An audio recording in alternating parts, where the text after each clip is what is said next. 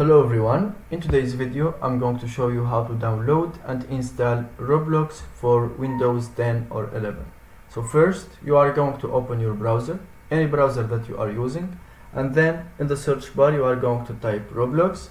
Then you will find the official website here, and here as you can see there is the download Roblox button. You just click here in this section, then you will find yourself in this page. And as you can see here, you can download Windows apps. You just click here and the download will start, and once it's finished you just click here on this file. You just wait a second. As you can see here, there is the bar of the installation.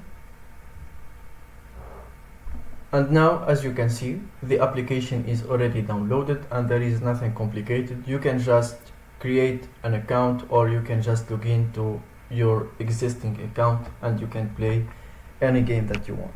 And that's it. Thank you for watching. If you found this video helpful, don't forget to subscribe and like the video.